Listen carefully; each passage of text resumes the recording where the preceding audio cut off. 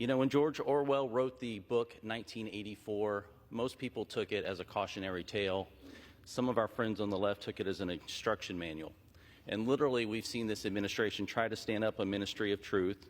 We've seen accurate information about where a lab leak might have come from, labeled as disinformation. We've seen medical experts with life-saving information be labeled as spreaders of misinformation, having their careers ruined and tragically costing the lives of thousands, if not millions of people.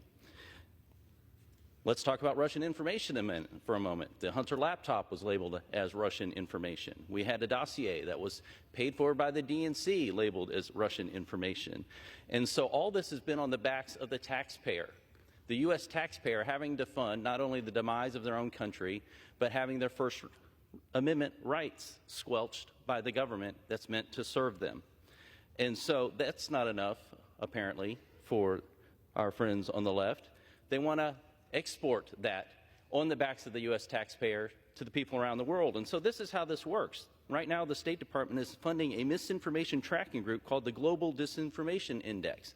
And they have labeled some news outlets like the American Spectator, Newsmax, the Federalist, the American Conservative, One American News, the Blaze, the Daily Wire, Real Clear Politics, The Reason, and the New York Post as potential spreaders of misinformation. And so they created this list and they aggregate this list to potential sponsors. And basically the word is, don't put any advertisement on these sites because they might be, quote, spreaders of misinformation. And so this is a way to strong arm and try to drain them of any sort of finances, all sponsored by the U.S. taxpayer.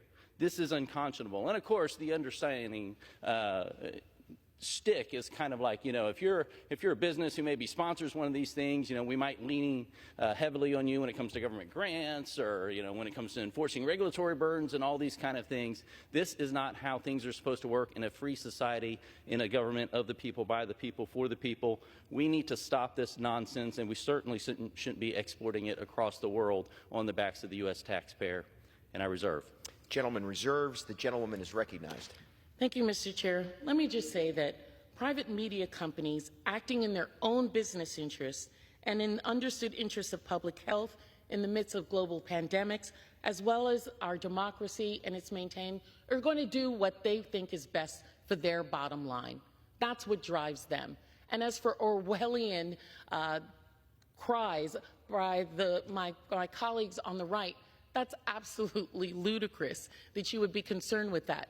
You're only concerned with free speech now because it's impeding conspiracy theories that you want to put forward. The free speech is not an absolute protection. That's one of the first things you learn in law school, in constitutional law. It is not an absolute.